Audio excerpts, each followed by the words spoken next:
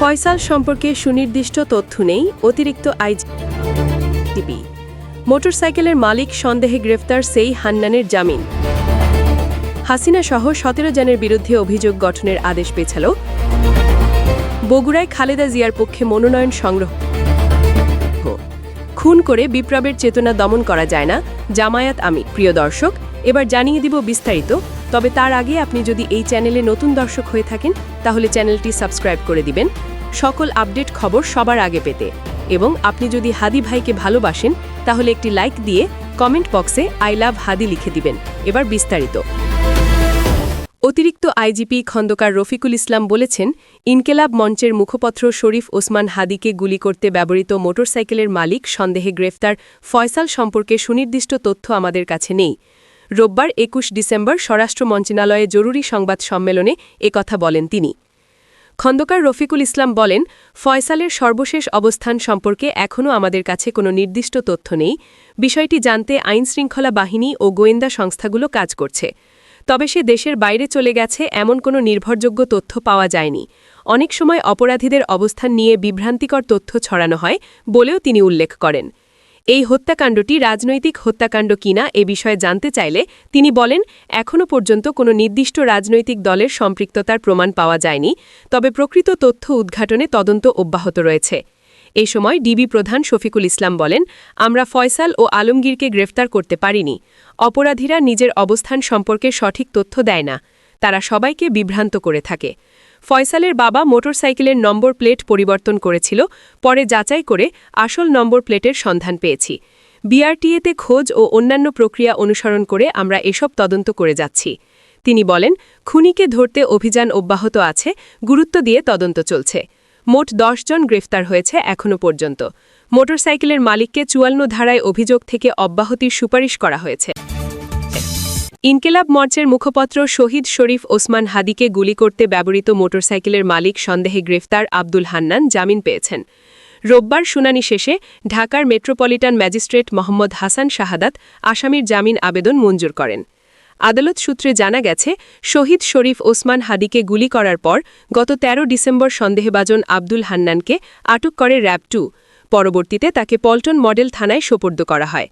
পরে ১৪ ডিসেম্বর তাকে ফৌজদারি কার্যবিধির ৫৪ ধারায় গ্রেফতার দেখিয়ে ৩ দিনের রিমান্ড দেওয়া হয়।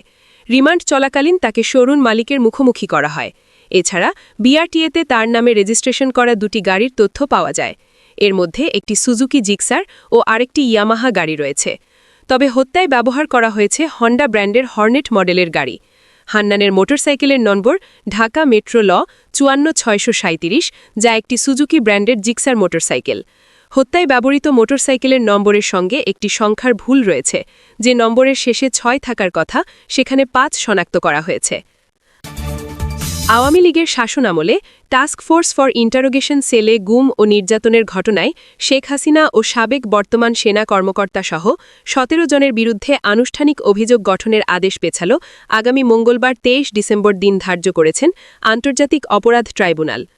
রোববার ট্রাইব্যুনাল ১-এর চেয়ারম্যান বিচারপতি মোহাম্মদ গুলাম মুর্তুজা মজুমদারের নেতৃত্বাধীন ৩ সদস্যের বিচারিক প্যানেল এ আদেশ দেন। প্যানেলের অন্য সদস্যরা হলেন বিচারপতি মোহাম্মদ শফিউল আলম মাহমুদ ও অবসরপ্রাপ্ত জেলা ও দায়রা জজ মোহাম্মদ মহিতুল হক এনাম চৌধুরী। এদিন সকালে ঢাকার সেনানিবাসের বিশেষ কারাগার থেকে ওই মামলায় গ্রেফতার ১০ জন সেনা কর্মকর্তাকে ট্রাইব্যুনালে হাজির করে পুলিশ। তারা হলেন র‍্যাবের সাবেক অতিরিক্ত মহাপরিচালক brigadier general Mohammad Jahangir Alam, brigadier general Tofayel Mostafa Sarwar, brigadier general Mohammad Kamrul Hasan, brigadier general Mohammad Mahbub Alam, colonel K M Azad, colonel Abdullah Al Momen, colonel Anwar Latif Khan অবসর প্রস্তুতিমূলক ছুটিতে, র‍্যাবের গোয়েন্দা শাখার সাবেক পরিচালক colonel Mohammad Moshiur Rahman, lieutenant colonel Saiful Islam Sumon এবং লেফটেন্যান্ট কর্নেল মোহাম্মদ সারোয়ার বিন কাশেম। আসন্ন ত্রয়োদশ জাতীয় সংসদ নির্বাচনে বগুড়া ৭, গাবতলী শাহজাহানপুর আসন থেকে প্রতিদ্বন্দ্বিতা করবেন বিএনপি চেয়ারপারসন বেগম খালেদা জিয়া। রবিবার ২১ ডিসেম্বর দুপুরে বগুড়া শহরের গোহাইল রোডের জেলা নির্বাচন অফিস থেকে তার পক্ষে আনুষ্ঠানিকভাবে মনোনয়নপত্র সংগ্রহ করেন সাবেক সংসদ সদস্য হেলালুজ্জামান তালুকদার লালু।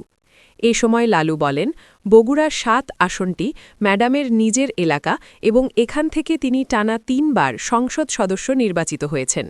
বগুড়ার সাধারণ মানুষ তাদের প্রিয় নেত্রীকে আবারও সংসদ সদস্য হিসেবে দেখার জন্য অধীর আগ্রহে অপেক্ষা করছেন। বাংলাদেশ জামায়াতে ইসলামীর আমির ডাক্তার শফিকুর রহমান বলেছেন, বিপ্লবীদের হত্যা করে কখনোই বিপ্লবের চেতনাকে দমন করা যায় না, বরং এমন হত্যাকাণ্ড সেই চেতনাকে আরও শক্তিশালী করে তোলে। রবিবার ২১ ডিসেম্বর সকালে ঢাকা বিশ্ববিদ্যালয়ের কেন্দ্রীয় মসজিদের পাশে শহীদ শরীফ ওসমান হাদির কবর জিয়ারত শেষে তিনি এসব কথা বলেন। ডাক্তার শফিকুর রহমান বলেন, হাদিরা বাংলাদেশের স্বাধীনতা, সার্বভৌমত্ব ও নিজস্ব সংস্কৃতির পক্ষে অবস্থান নিয়েছিল। তিনি দাবি করেন, যারা হাদিদের শত্রু তারা কার্যত বাংলাদেশেরও শত্রু, কারণ হাদিরা অপসংস্কৃতির বিরুদ্ধে কথা বলতেন এবং ইনসাফ ভিত্তিক সমাজ প্রতিষ্ঠার আহ্বান জানাতেন।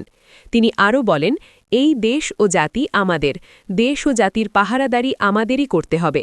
কোনো ষড়যন্ত্রকারীকে আর দেশের ভবিষ্যৎ নষ্ট করার সুযোগ দেওয়া যাবে না। জামায়াতে আশ্রয় না পেলে রাস্তায় পড়ে থাকতে হতো বলে মন্তব্য করেছেন দলটিতে সদ্য যোগ দেওয়া বিএনপির সাবেক এমপি অবসরপ্রাপ্ত মেজর আখতারুজ্জামান রঞ্জন। তিনি বলেন, জামায়াতে ইসলামী আমাকে আশ্রয় দিয়েছে।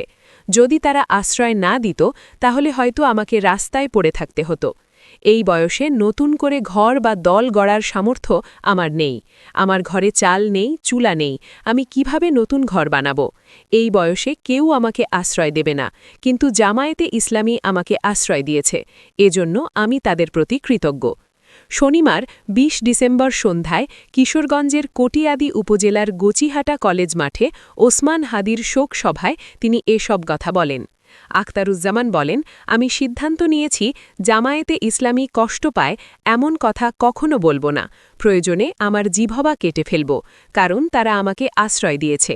আমি তাদের ভালো মন্দের সঙ্গেই থাকব। জামায়াত তাদের রাজনীতি করবে, এগিয়ে যাবে। ঢাকা ৬ আসনে বিএনপি মনোনীত ধানের শীর্ষের প্রার্থী ইঞ্জিনিয়ার ইশরাক হোসেন বলেছেন, দলের ভারপ্রাপ্ত চেয়ারম্যান তারেক রহমানের দেশে প্রত্যাবর্তন শুধু একটি স্মরণীয় দিন নয়, এটি হবে বাংলাদেশের রাজনৈতিক ইতিহাসের একটি ঐতিহাসিক অধ্যায়। এই প্রত্যাবর্তনকে ঘিরে দেশব্যাপী সর্বাত্মক প্রস্তুতি গ্রহণের আহ্বান জানান তিনি। শনিবার ২০ ডিসেম্বর রাজধানীর ওয়ারিতে ইশরাকের নির্বাচনী কার্যালয়ে বিএনপি চেয়ারপারসন খালেদা জিয়ার আশু সুস্থতা এবং জুলাই যোদ্ধা শরীফ ওসমান হাদির রুহের মাগফেরাত কামনায় দোয়া মাহফিলে ইশরাক এসব কথা বলেন। ইশরাক বলেন, এই এলাকায় গত ৪০ বছর ধরে বিএনপির রাজনীতি যেভাবে আমার প্রবীণ মুরব্বীরা প্রতিষ্ঠা করেছেন, সেই অভিজ্ঞতা ও যোগ্যতার কাছে আমি নগণ্য। প্রতিটি রাজনৈতিক সিদ্ধান্ত ও কর্মকাণ্ড আমরা তাদের পরামর্শ, দোয়া ও ভালোবাসা নিয়েই বাস্তবায়ন করব ইনশাআল্লাহ। তিনি বলেন, দলীয় সিদ্ধান্তে আমাকে মনোনীত করা হয়েছে, কিন্তু আমার চেয়ে যোগ্য ও অভিজ্ঞ নেতারা আছেন।